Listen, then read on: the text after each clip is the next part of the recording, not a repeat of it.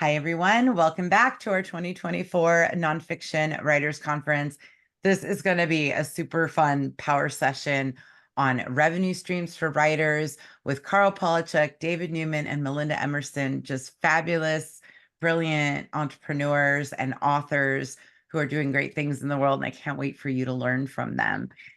So both David and Karl shared handouts. You can get them at nonfictionwritersconference.com on the handouts page. I don't want to waste a minute. So I am going to go ahead and introduce our guests, and then each of them are going to take about 10 minutes to share their tips on revenue streams, and then we'll do some questions at the end. So Melinda Emerson is known as the small biz lady. She's America's #1 small business expert. She's a best-selling author, keynote speaker, marketing expert, and business coach. As CEO of Quintessence Group, her marketing consulting firm serves Fortune 500 brands that target the small business market. Her advice is widely read, reaching more than 3 million entrepreneurs each week online. She has an online school at smallbizladyuniversity.com and hosts the Small Biz Chat podcast. She's the best-selling author of Become Your Own Boss in 12 Months. And David Newman is the author of the business bestsellers, Do It Marketing and Do It Selling. He's the founder of the Do It MBA mentoring program and the host of The Selling Show, a top-rated business podcast with over 400 episodes. He's a member of the National Speakers Association's $1 Million Speakers Group and counts 44 of the Fortune 500 among his clients and audiences. David helps B2B consultants, executive coaches, and business authors land better clients, bigger deals, and higher fees.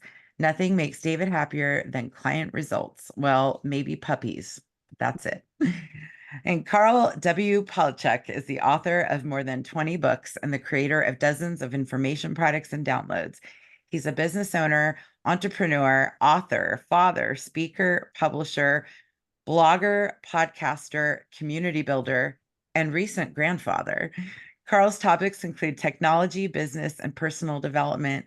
In all areas, Karl has created downloadable products that make big money and cost almost nothing to deliver. Right now, more than half of Karl's product sales come from electronic products and downloads. We have such a power group here. Melinda, can I ask you to kick us off? You have incredible experience with sponsors, and I would really like for you to emphasize why platform matters, because it leads to these profitable opportunities. So I'm going to start with you, please. Well, this is a topic that I love to talk about because my whole business online started from my book. So my book, Become Your Own Boss in 12 Months, was written, you guys, back in 2008. Believe it or not, it's still in print after 14 years with Simon & Schuster. But how I even got started online, building my brand, and how I even became the small biz lady was because my book got bumped. So when the market crashed in 08, my publisher called me up and said, thank you so much for being a first-time author that actually turned your book in on time. But we don't think all these people losing their jobs are thinking about entrepreneurship right now. So we're going to postpone the release of your book until March of 2010. It was 18 months they bumped my book. And I was like, holy macaroni, Batman, what is we gonna do, right? So a friend of mine, actually in the National Speakers Association, said to me, listen, if I were you, I would start publicizing that book like it was coming out anyway.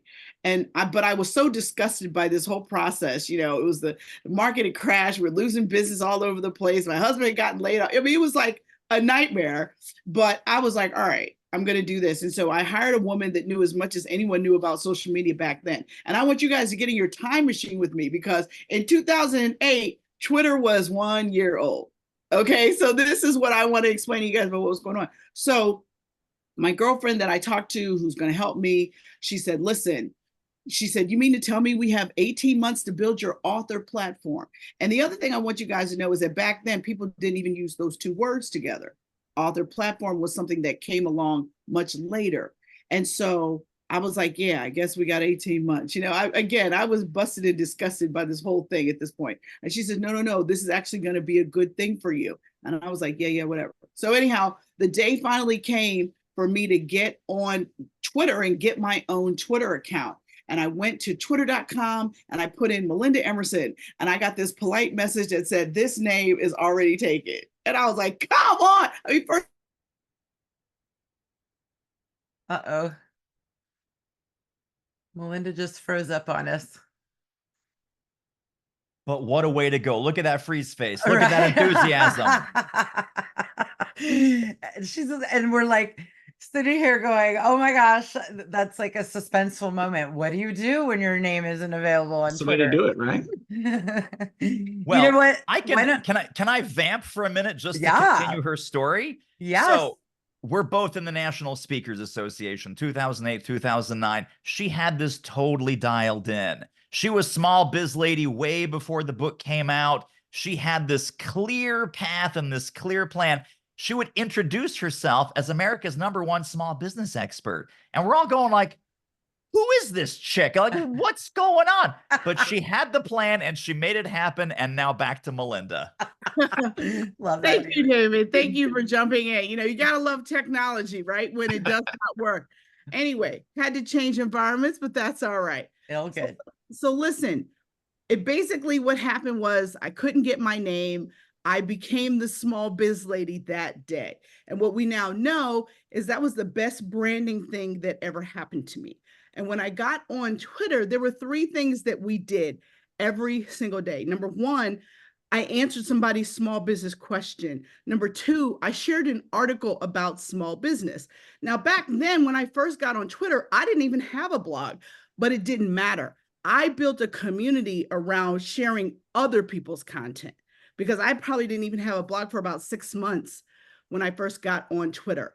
And the third thing I did was I shared something personal about myself. So at the time I had a small child who is now 18, but he was young. And I used to share stuff like, you know, had to act like an ape to get JoJo to eat a banana this morning, you know, anything to help people to get to know me, because I didn't want people to just think I was some business robot, just always tweeting out business information, but I wanted to build a community around my brand. And the one thing that I can tell you is from the very beginning, when I first wrote my book, I had some intention around what I wanted my book to do for me. And what I wanted it to do for me was to make me America's #1 small business expert. And that is exactly who I became. But it was very much about intention. A lot of you out here, you guys are, you know, writing your first book, or you're consulting or something, and you tell people, I'm an author, speaker, coach. Well, that is like telling somebody nothing. You need to tell somebody who you are, what lane you drive in, and what lane you own. And the thing about my nickname, the Small Biz Lady, what it immediately did for me was it separated me from everyone else. Think about it. There's thousands upon thousands of so-called and would-be and actual business experts, but there is only one small business lady. And people can remember that actually even more than they remember my name. Now, back to how this helped me with my book and all this jazz. So by the time my book came out, I had 10,000 followers on Twitter. And back then, that was actually a lot of followers because I actually had to get them one at a time. So what I want you to know is I had to become a trusted member of the community. So it's fine to use social media to connect with people, but then you have to communicate. And then what are you communicating with? Consistent, compelling content. And then once you do that, you build trust. And once you friend raise, you guys, you can fundraise. And so once you become a member of the community, and once you figure out how to convene people online and offline, like the most valuable thing you can do in social media is build your email list. Your online community is great, but you want to drive that traffic back home to your email account. So for me, one of the things I did was I actually created a community on Twitter because I created something called Small Biz Chat, which I did for, wait for it, 10 years every Wednesday night from 8 to 9 p.m. So prior to there being podcasting, I used to do a live tweet chat every single week. But the great thing about that was It drew people to me. It became must-see TV. It was like 8 o'clock on Wednesday nights. What is Melinda doing? She is live on Twitter. And I always would interview a guest, and we would do all this work and tweet it out. And then on my blog, the next day after that, I would put the Q&A from the interview. So the Q&A was like a security blanket for us, though, because we always would be able to make sure whether the guests really knew what they were talking about based upon them giving us that Q&A. Because we had some boo-boos at the beginning who were like, didn't know what they were doing. And it was like, okay, we got to figure out a way to make sure people are actually the experts that they say. So we asked people to send us their books or do these Q&As so that we could make sure that they were experts. But once I was about 6 months to a year in to doing Small Biz Chat, brands started reaching out to me saying, hey, can we sponsor Small Biz Chat? Sure you can, right? And so that was how I first started engaging with brands, was when brands started sponsoring Small Biz Chat. Then they started asking, well, can we sponsor a post on your blog? Absolutely. Let's have you do that too. So then we started packaging it together. Like, okay, you can sponsor Small Biz Chat and we'll give you a sponsored blog too. And guess what? The price went up when we did that, right? And then eventually people were like, well, we would like you to be an influencer. Like, I was an influencer because that was a job description that people were out here trying to do now. Like, I was one, I didn't have to dance or change my clothes 10 times on TV though. So the thing is that I was able to build sponsorships because I had a community, and I built this community before my book ever came out. So there's lots of books about, and there was a book that I went and read in the very beginning of this whole thing, and it was called From Infopreneur to Entrepreneur, written by my good friend, Stephanie Chandler. And literally that was how I got the idea to build a community and monetize my expertise, especially after my book got flushed down the drain by my publisher. But I'm happy to say, you know, all these years later, we've sold 100,000 copies of that book in multiple languages around the world, and it's still in print. You have to understand that most nonfiction business books do not sell more than 5,000 copies and do not stay in print longer than 3 years. So what I want you to know is it was because of the online community that this book still has life. And so what I want you to know, though, is that you have to be intentional about what you want your book to do for you, what you want to be known for, who you want to be. And then you have to be really clear about the community that you're serving. If everybody can use your product or service, I promise you no one will. And so you want to be really clear about who your audience is. We know that my audience is professional women 35 plus. We know they are professionals. Most of them are educated. 68% of them have children. As I know a lot of information about my community. And the reason why that is important, because the more you know about the people who follow you, the people who love you, the people who subscribe to your content, the easier it is to sell access to them. Because there are people who brands know that the number one thing that you appreciate about me is our trust relationship. You know, I'm never going to post any crap on my blog. I'm never going to be promoting a product that I haven't used or wouldn't use. And so because of that, they're trying to, you know, leverage my community to reach their brand objectives. And I'm happy to take their money to do so. You're such a pro. That was fantastic. You're getting some great feedback here, Melinda. Thank you. It goes by so fast. We're going to come back for questions. David, can I ask you to go next and give us some insight into consulting and speaking? Yes. I am the only person on this panel dumb enough to be willing to follow that.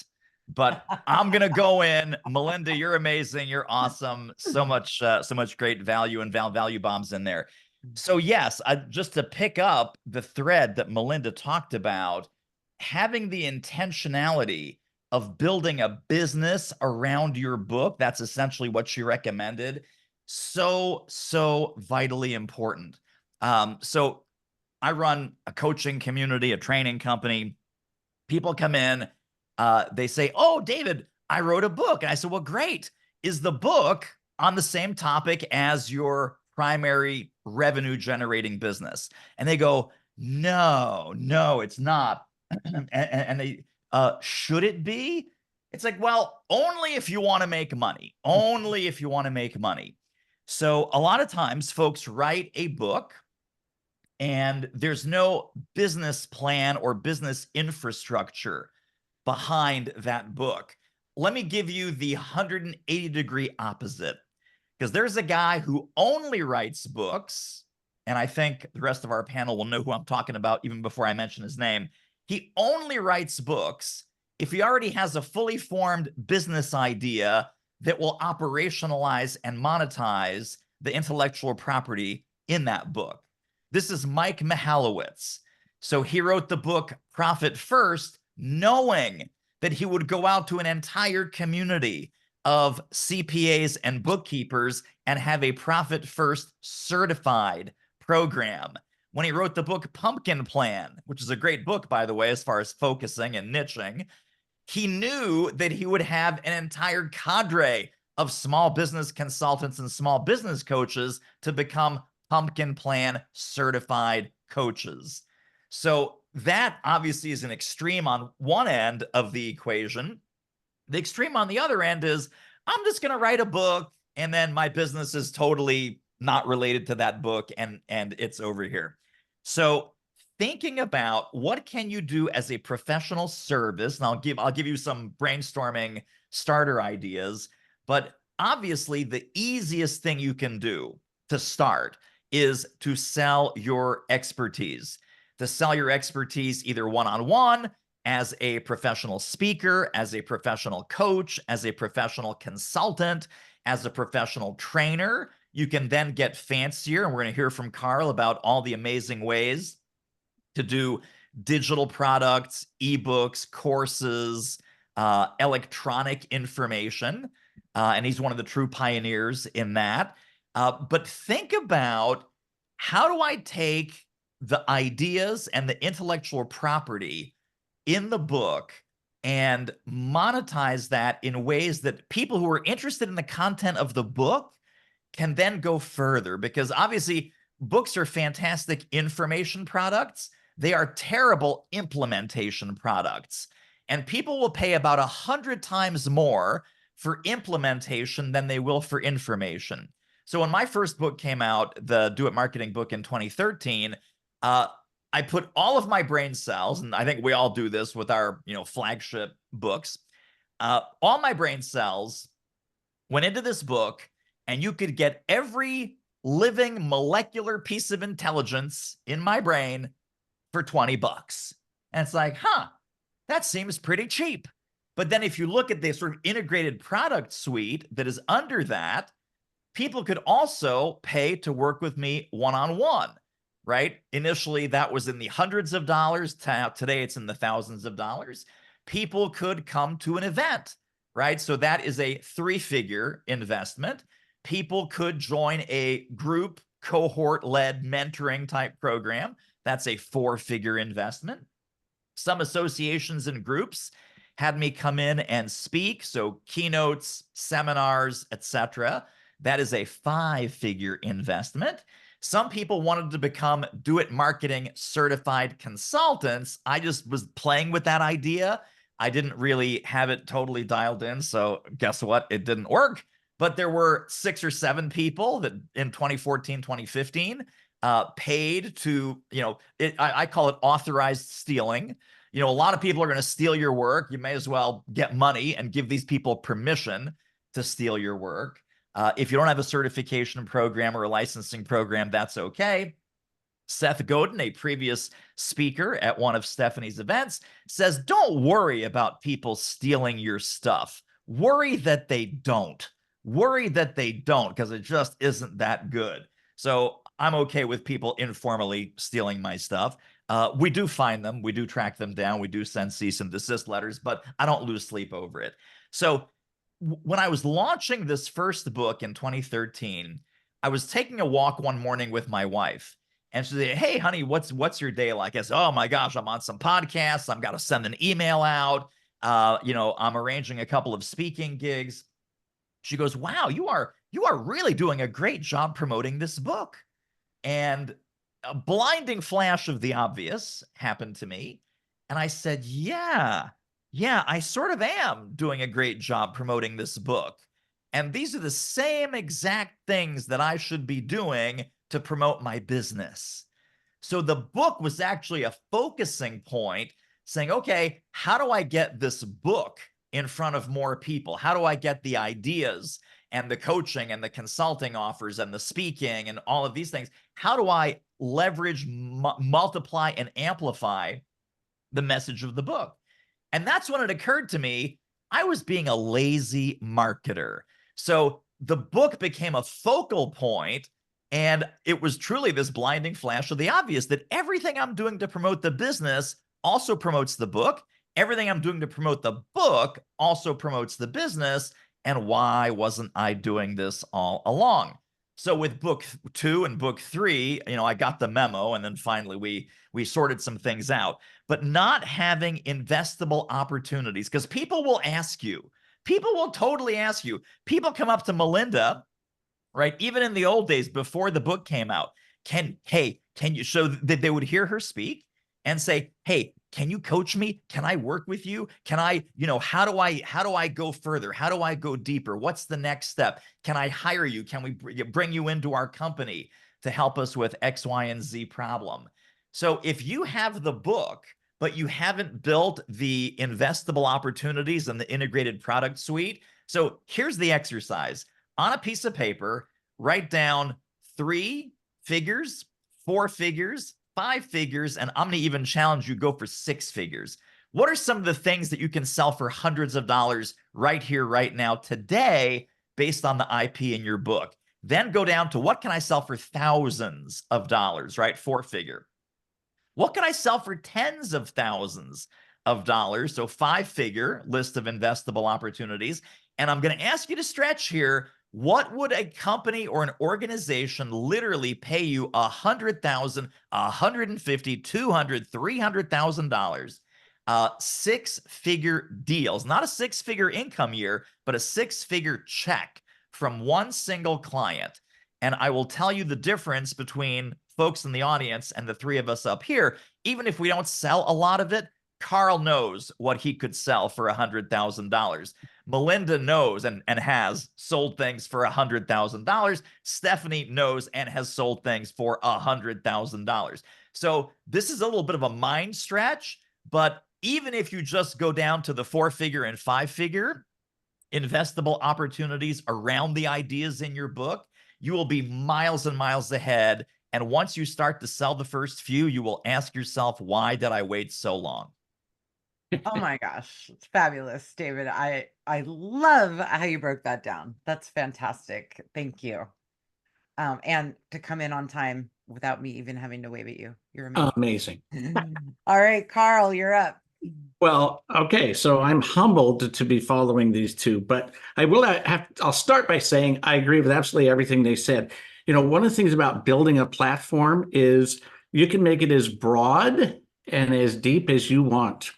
One of the things I did, obviously, like everybody else, I start with one book and I'm like, okay, what do I do? Luckily for me, early on, I was asked to make a presentation about it. So I recorded that and then I sold the audiobook. And then I got a job, say, hey, can you promote this next thing? I said, yes. They said, can you write a book about it? Yes. Right. And it just sort of snowballed from there. Today, when I think about something like we were talking about doing, and my next book's on customer service. Well, I start by writing blog posts. I do YouTube videos. And then eventually I'm going to do a presentation. I do a webinar, right? That gathers up information. And I get questions at every opportunity, right? I answer the questions. I integrate them into my training. And then it grows. Eventually, I teach a class, right? The class then becomes the basis for outlining the book, right? And so by the time you get a book out, you've got blog posts aplenty. You've built an audience around it. I hope you have a domain name for it, right? And none of this is standalone. I think of writing as an iterative process. You just keep doing it again and again and again. And by the time it comes out, you've got audio programs, audiences, you've talked about it for at least a year. People know it's coming. They anticipate it. You've sort of built a mental platform before you've even built the real platform. And then when you think about all of it becomes a brand, right? Your brand is more than your logo. Your brand is every single thing you do in your company. So when you're building your platform, you need to think about, well, how do I start? Well, you start where you are. Doesn't matter if you have 100 followers or 1,000 followers. Your email list, Melinda said this, is the single greatest asset you have in your business. And it should be a business, 100%. That email list is something that should be nurtured and loved. And every time I talk to somebody who says, well, I've got the book, or I've got this, or I've got started on that, but I don't have an email list. And I'm like, well, stop everything else until you get an email list, and then love it, nurture it. Your email list, these are people who have asked you to send them information. These are not strangers. You're not spamming them. You're sending them information because they signed up and they asked for you to stay in touch, right? So when you think about how you're going to build all this, start with building the audience and the platform, but also have a blog, have a YouTube, have all of these different ways to do things. Stephanie knows this, but I'm a big fan of not building on other people's platforms. So I don't have 10,000 people in a YouTube following. Well, I do, but I mean, I don't have that as my only platform. I don't have Facebook as my only platform. I don't have a Facebook business page that's my only platform. I have my platform, and I invite people to it.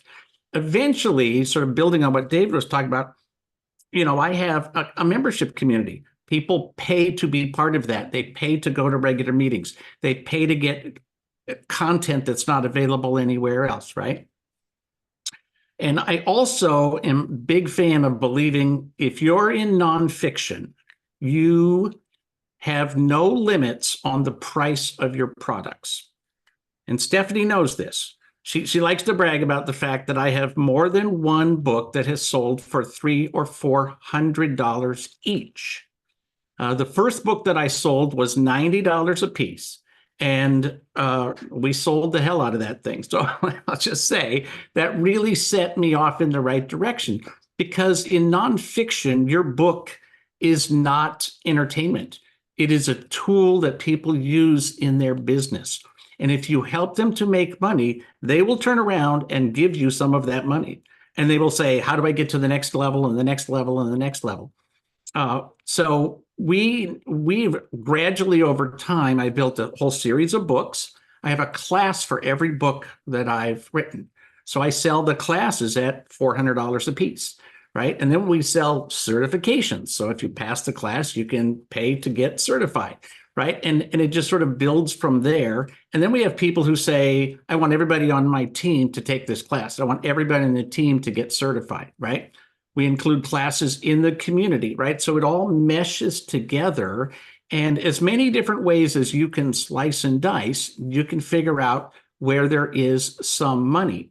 And when you build a big enough audience, people start talking about you. Every once in a while, I'll see a blip and I'll say, why did we sell 7 of these books in one day? Well, because somebody mentioned us on Reddit and everybody else said, who is that? Click, click, click, click, click. And they went searching for it. They found it and they put in their credit card, right? So when people start talking about you, you become the source, right? The go-to person for small business, for marketing, for whatever. The question about who do you serve, I literally have a slide in my slide deck that says, I serve small business IT consultants.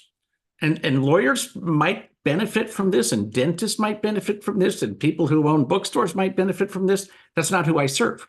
I serve SMB IT consultants. And so 100% of my focus is on my audience. And when people hear that, they know I'm not just going to throw out random generic advice. I'm going to serve my community. And that sounds like a very small niche.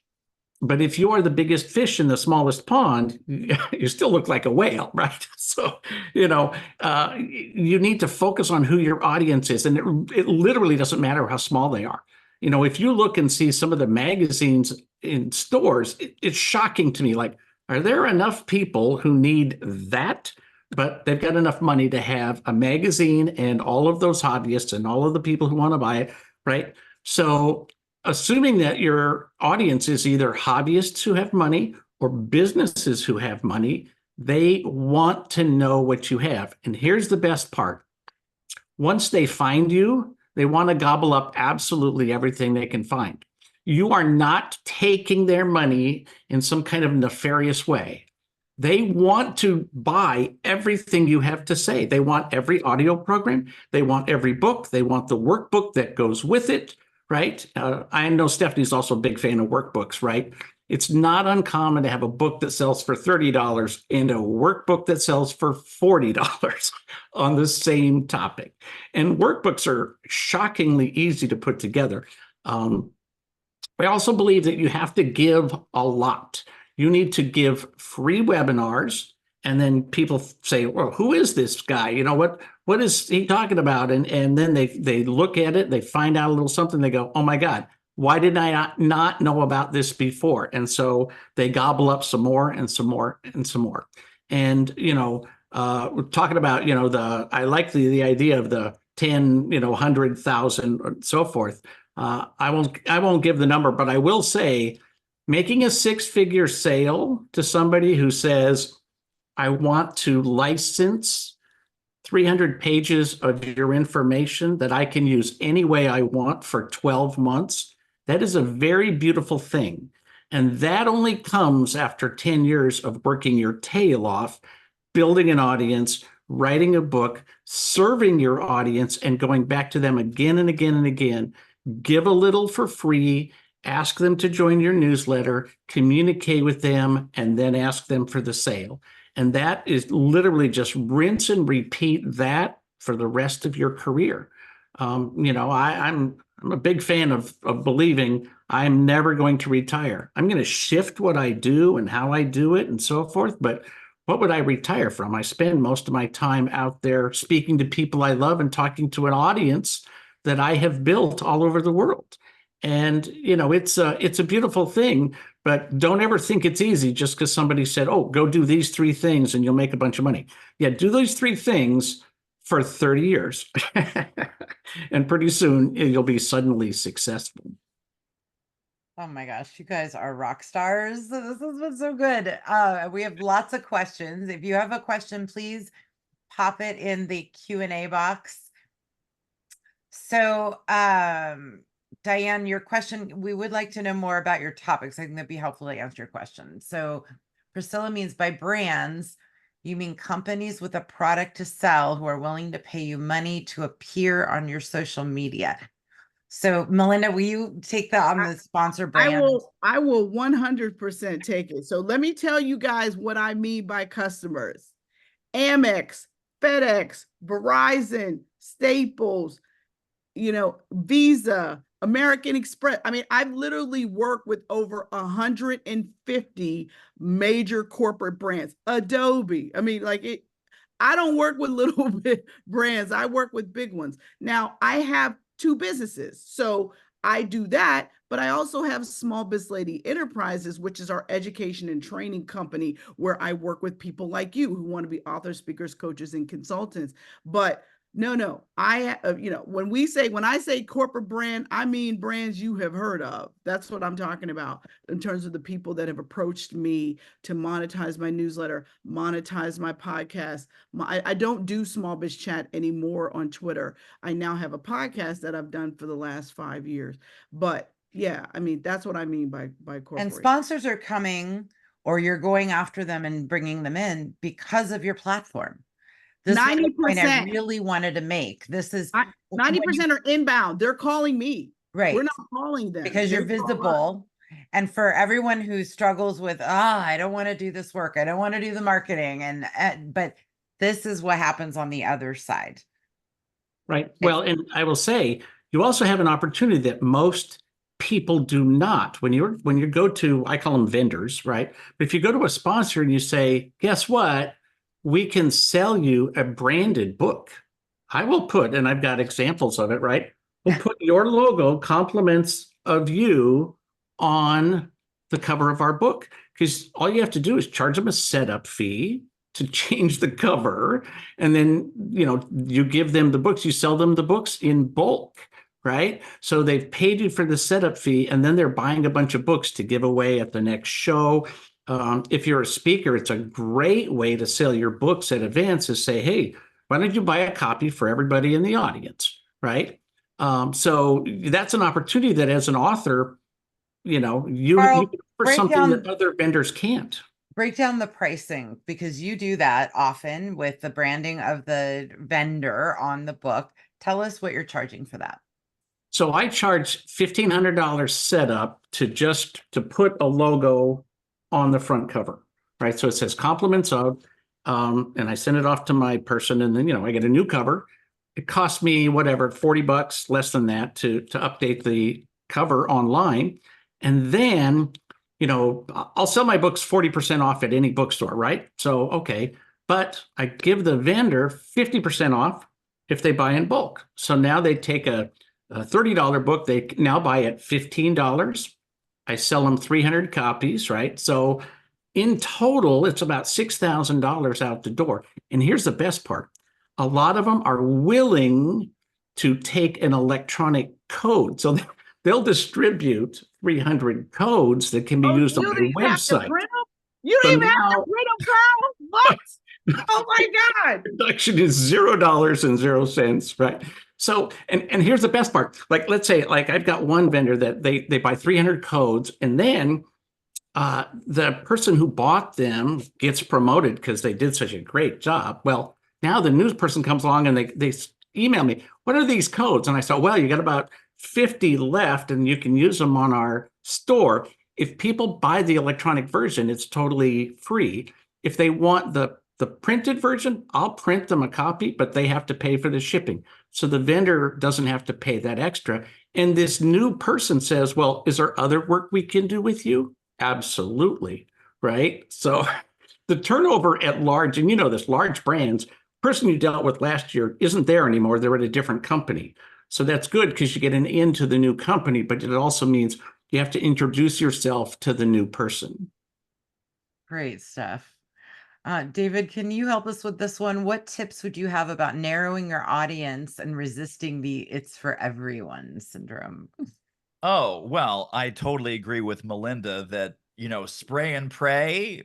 So if no one sees themselves in your messaging, it's not going to resonate. It's not going to be relevant, and you're just going to be part of the marketing noise. So for example, Karl has this fantastic niche with MSPs, right? Which is managed service providers. First of all, when I say MSPs, an MSP immediately knows what that means. All the rest of y'all, what's an MSP? Exactly. What does MSP stand for? Well, you're not Karl's person in that context. He's got other things, but MSPs, right? So getting into their heads, what's their day-to-day life like? What are the problems, headaches, heartaches, challenges, gaps? What are the hopes, dreams, aspirations, goals? Knowing everything about their day-to-day life. And this doesn't have to be, we're having a very B2B conversation here. If you're dealing with first-time moms, same thing, right? Get in the head of the first-time moms. If you're, a travel writer and, someone's going to Portugal, get in the head of that person going to Portugal. Like, why is that damn language so hard? Because it is. And so, but you have to really get into their heads so that you have this level of intimacy, relevance, and connection, trying to be all things to all people. Trust me, I've been there. I think we've all been there at some point. It sounds great because it's like, oh, I don't want to leave money on the table. When you don't make this decision, and you're trying to be all things to all people, you're not only leaving money on the table, you are blowing money out the windows and doors of your business. The moment that you niche, the moment that you focus, the moment that you say, we solve this kind of problem for this kind of reader or this kind of client, the entire world opens up, and it's in the center of that bullseye, not just the bullseye, but it's in the center of that bullseye that you will start to resonate, and you will start to attract clients who are able to pay, willing to pay, eager to pay. They're going to stay. They're going to refer. They're going to recommend. They're going to become champions for life. There's no generic company or brand that has ever activated an amazing groundswell of customer loyalty and huge self-propagating fan base. And that's what you want.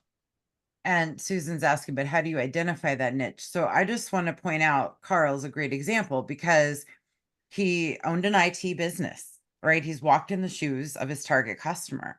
He sold his business. He could have become a general business consultant. He has a ton of experience. He grew a company, but he saw a need in the market for IT consultants, right? He could help them do what he did. And same thing for me, right? I could have started yet another generic writers group. I saw a need in the market for nonfiction. It didn't exist. So how can whatever audience you're trying to serve, is there a way you can narrow that down? Is there a subset of that audience that needs what you have to say? Is it single moms, between the ages of 40 and 50? Is it people who are preparing to retire in the next 5 years? You really need to look closely at that. So, gosh, so many good questions here, you guys. A different Susan is asking, don't have 100,000 on my mailing list today. Does it make sense to do a targeted soft launch, pre-launch, stealth launch to market to a specific audience first before a bigger public launch? In other words, promote a book that is coming publicly for a longer time than just launching it with a small list. Okay, I got this one. All you need is 1,000 people on a list to make real money. So don't feel like you have to have 100. I don't have 100,000 people on my email list. I mean, I don't think any of us do. So don't feel like you got to have this huge list. It's not about the numbers, it's about the engagement. If your average open rate is over 20%, you can win with any list that you have. And I don't think soft launch versus big launch, look, you need to tell people the book is coming. You need to start talking about it 2 to 3 months before it's happening. I would leak a little bit of information. I was able to negotiate with Simon & Schuster that I was able to release the first 2 chapters of my book as a free download on my website. So you don't want to keep your book a secret from anybody. You want to start talking about it as soon as possible. Put the cover out there with the date it's dropping. I mean, let people know as soon as possible. Also, it's a good idea to have supplemental material, whether it's an extra chapter or something like that. I love handouts, forms to be filled out, checklists. That's big in the IT community. And so people register the book on your website. That puts them on the mailing list, right? You send them a thank you, you engage them, you give them something else, you invite them to free stuff, right? And then they spread the word and they spread the word and they buy the next thing and the next thing. I'm going to jump down to Karl's question. This is really relevant, Karl Henn.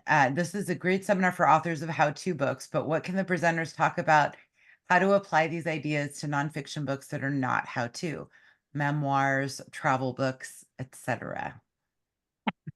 Well, so I have my favorite book that I've written is called Relax, Focus, Succeed, and it's about work-life balance. So it's not a how-to per se, but it is more of a general audience approach.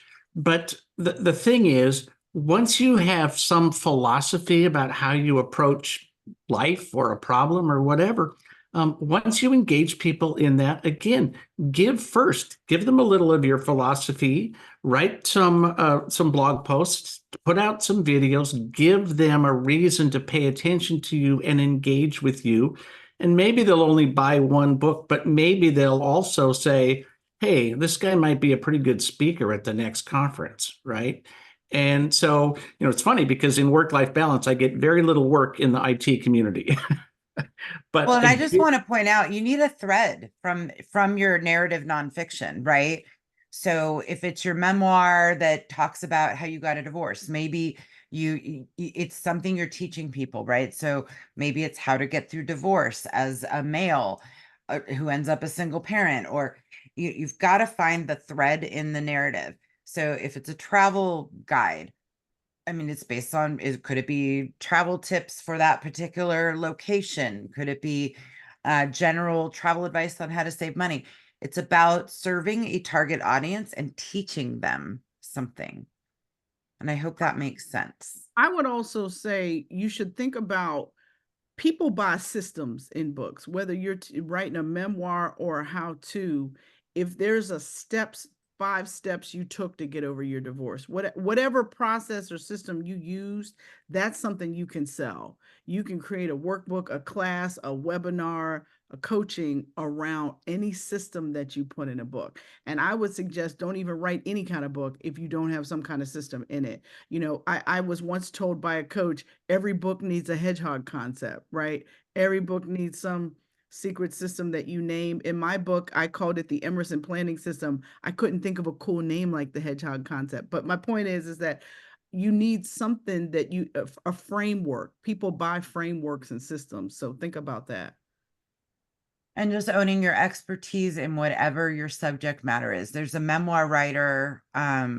She wrote a memoir about her cancer journey and then became a cancer coach to people going through that, right? So it's that thread that you find within the content that you're creating. And here's another kind of similar question. Paul says, most of this seems geared toward business, which I understand is a segment of nonfiction, but my published memoir is a personal journey about overcoming addiction and getting sole custody as a result. I'm not a credentialed to speak from a healthcare expert aspect. Any suggestions on building this from an interpersonal advice aspect? Are you a The audience of people who share that journey? And you have the credential because of your experience. Right.